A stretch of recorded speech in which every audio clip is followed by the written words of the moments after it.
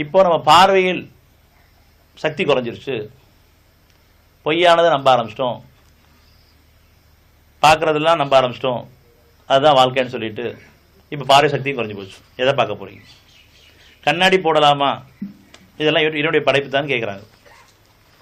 பொய்யான கற்பனை வடிவங்களை இதுதான் இறைவன் பார்த்த பாவத்துக்கு மன்னிப்பு கேட்கணும். அப்புறம் கண்கள் செய்யும் மோசத்தையும் உள்ளங்கள் மறைத்து வைப்பதையும் நன்கு அறிகிறான். நம்ம கண்கள் என்ன மோசங்கள் நம்ம தான் கவனிக்கணும், அகப்பாரில் கவனிக்கணும்.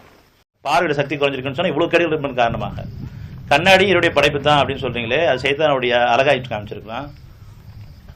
இப்போ வேறு வழி இல்லை, என் பாவத்துக்கு மன்னிப்பு கேட்குறேன், 15 நிலையில் ஓய்வுபடுத்துங்க, உங்களுக்கு உத்தமம் இல்லை. ஆனால் இது கூட பெருமை கொள்ளாதீங்க. இத்தனை டிகிரி இத்தனை பாயிண்ட் எனக்கு பார்வை போச்சுன்னா அத்தனை பாவங்கள் இருக்குன்னு அர்த்தம். சாதாரணமாக சொல்லுவோம், எனக்கு இவ்வளோ பார்வை போயிடுச்சு, அதனால் இத்தனை பவரில் போட்டிருக்கேன் அப்படின்னு சொன்னால் என்னைக்காவது உணர்ந்திருப்போமா? என்னுடைய சக்தி குறைஞ்சிட்டு இருக்கிறவனே, என் பார்வையோட சக்தி மீட்டு கொடு, என் பாவத்தை மன்னிச்சிடு. இப்போ எனக்கு சூழலுக்காக நிர்பந்திக்கப்பட்டிருக்கேன், என் பார்வை அவசியம் ஒரு டிரைவிங்கில் இருக்கிறேன், அல்லது சில கணக்கு வழக்கு பார்க்க வேண்டியிருக்கு, நான் ஒரு வேலையில் இருக்கிறேன், போட்டுக்கிறேன், என்னை மன்னிச்சிடு, மீட்டு கொடு, என்னைக்கே கேட்டுருப்போமா? பல சூழ்நிலை இருக்கிறோம், ஆனால் அதை நியாயப்படுத்த வேண்டாம். நம்மளுடைய படைக்கும் போது அழகிய அமைப்பில் தான் படைச்சான். இப்போ நம்முடைய குணக்கேடின் காரணமாக, நம்ம பார்வையின் கேடின் காரணமாக எல்லா சக்தியும் குறைஞ்சி போச்சு. இப்போ மீண்டும் அவன்கிட்ட பாவத்துக்கு தான் மன்னிப்பு கேட்கணும், என் பாவத்தை மன்னிச்சிடு. 36-66 36-66 நாம் நாடி இருந்தால் நாம் அவர்களுடைய கண்களை போக்கி இருப்போம், அப்பொழுது வழி தேடி ஓடினால் அவர்கள் எதை பார்ப்பார்கள்? அதனால பாதுகாக்கப்பட்டிருக்கும். நம்ம செஞ்ச பாவத்தின் காரணமாக உடனுக்குடன் இவன் பிடிச்சோன்னு கண்கள் போயிருக்கும்.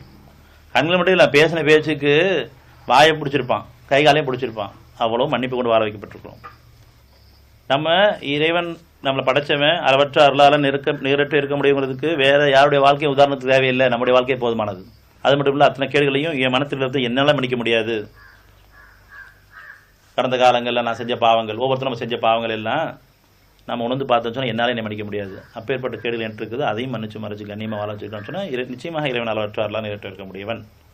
இப்போ நீங்கள் நன்றியோட வருவீங்கன்னு சொன்னால் இனிமேலாவது வாழக்கூடிய காலகட்டங்களில் உங்கள் தவறுன்னு ஒத்துக்கங்க, அதை உணருங்க, ஒத்துக்கங்க. நான் பார்வையில் தவறு செஞ்சுட்ருக்கேன், பேச்சில் தவறு செஞ்சுட்ருக்கேன், செயலில் தவறு செஞ்சுட்ருக்கிறேன், எண்ணங்களை தவறு செஞ்சுட்ருக்கிறேன், என்னை உணர்ந்து ஒத்துட்டு ஒப்படைக்கிறது மட்டும்தான் இப்போ உங்கள் வேலை, வேறு எதையும் நீங்கள் செய்ய முடியாது.